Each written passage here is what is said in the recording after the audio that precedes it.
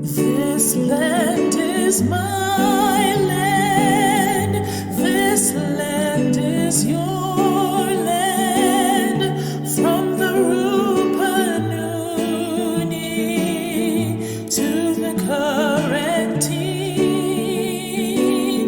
from the Greenheart Forest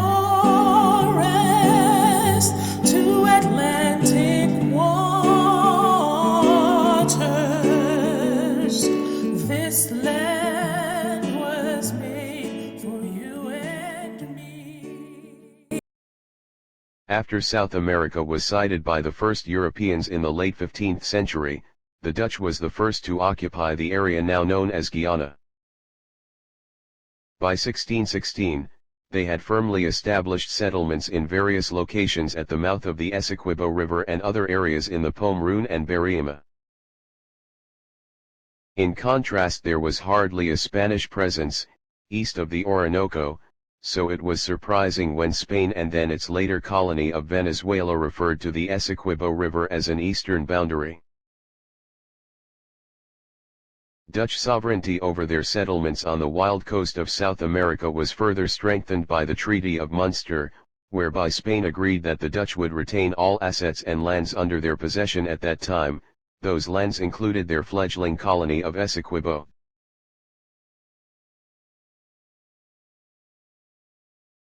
However, the Napoleonic Wars in Europe resulted in the Dutch losing control of their colonies of Berbice Demerara and Essequibo. The three colonies were formally ceded to Great Britain by the Anglo-Dutch Treaty. 2 decades later, the British consolidated these settlements as one colony and British Guyana was born.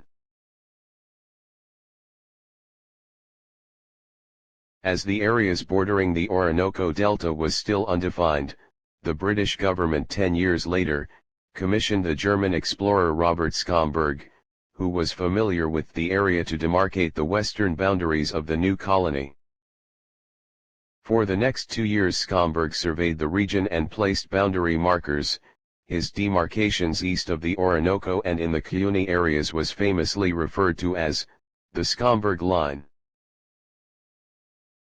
Venezuela, now an independent nation, objected to the British delineation, citing the boundaries were established at the time of their independence from Spain 2 decades earlier. The Bolivarian Republic claimed its borders extended as far east as the Essequibo River, encompassing 2/3 of British Guyana's territory. When gold was discovered in Essequibo in 1860, there was an increased activity on the Essequibo River and its tributaries by British citizens. Venezuela saw this as an incursion, protested, and in 1887 broke off diplomatic relations with Great Britain when the Schomburgk Line was declared to be the provisional frontier of British Guyana. After repeated petitions from Venezuela, the USA got involved and invoked the Monroe Doctrine. President Cleveland pressed Britain into arbitration to resolve the dispute. In 1897 the parties agreed to submit the controversy to arbitration. A tribunal was constituted with 2 British members, 2 Americans, and the Russian jurist Fyodor de Martins as president. Martins was the neutral member of the tribunal. Venezuela was agreeable to the composition of the Boundary Commission and authorized the Americans on the commission to negotiate on its behalf. The tribunal sat in Paris and for 2 years they deliberated. Studying maps and evidence submitted by both sides, they formally handed down their decision on October 3, 1899. The boundary established by the tribunal did not match the claim of either party, but the disputed territory was divided between them.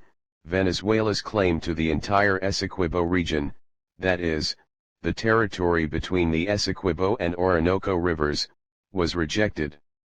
Likewise, Great Britain's extreme boundary claim and its alternative claim based on the Schomburgk Line was also rejected. Instead, the tribunal adopted the standard that Great Britain was entitled to the territory possessed by the Dutch at the time the British acquired it from them, and Venezuela was entitled to the territory belonging to Spain at that time.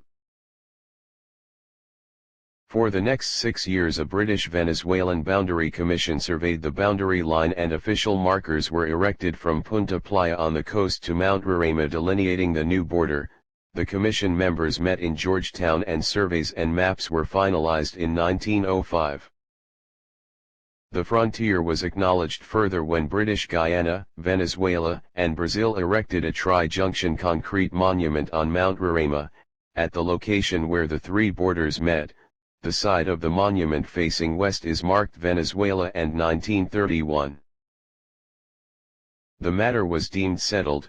Maps issued by both sides generally reflected the Paris Award as were stamps issued by the Bolivarian Republic.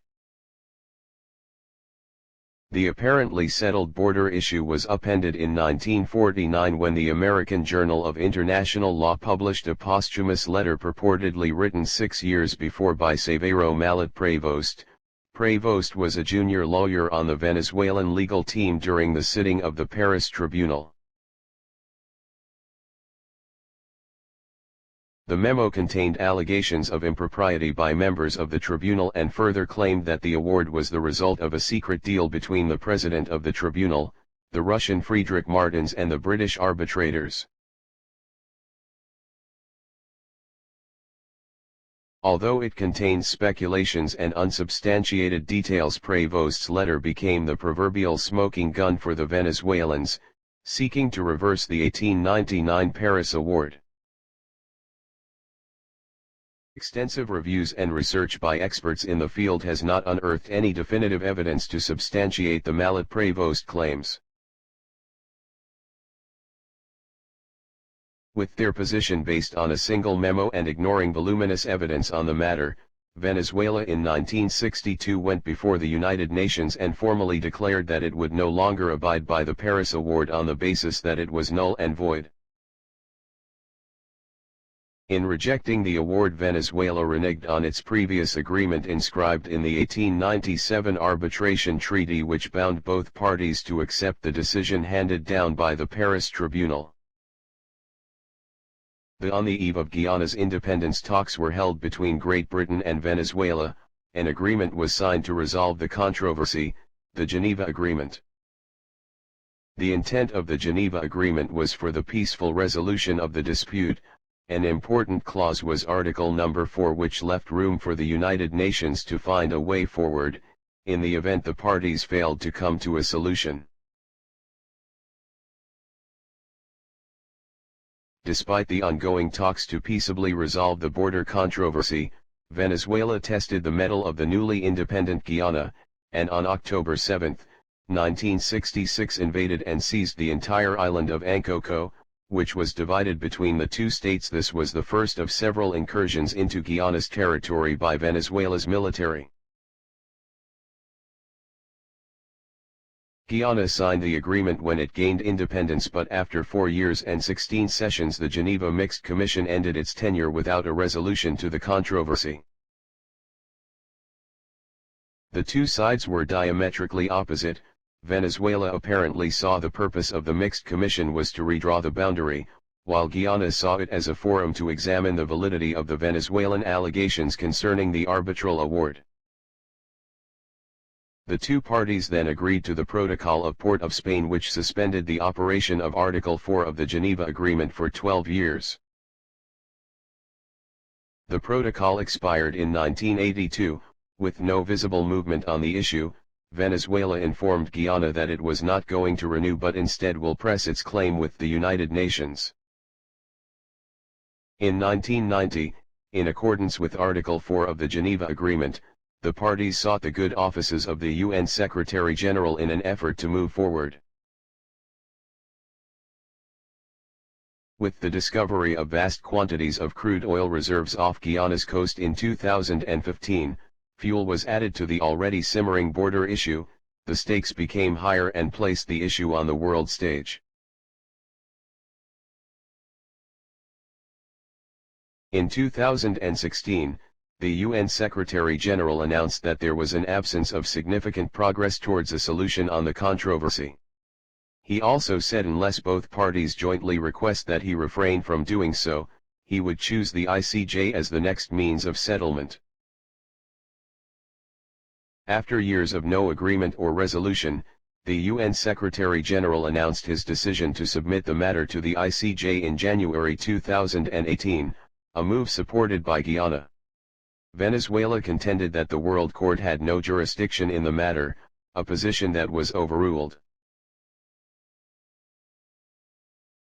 On the 3rd of December 2023, in defiance of the ICJ, President Maduro held a national referendum on the possible annexation of Essequibo. The results showed public support in Venezuela on this issue.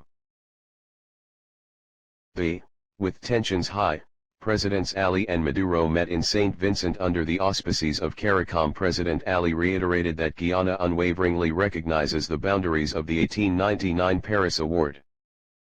The meeting ended with calls for peace and coexistence. It provides a glimmer of hope for the resolution of this long-standing dispute over the oil-rich Essequibo region.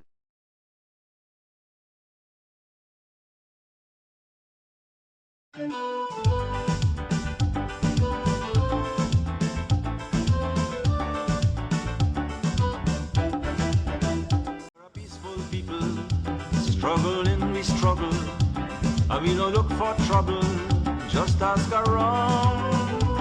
But when outside faces, from foreign places, talk about taking over, we ain't backing down. No, we ain't giving up no mountain, and we ain't giving up no tree, we ain't giving up no river, that belong to we. Not one blue sake, not one rice grain, not one variety.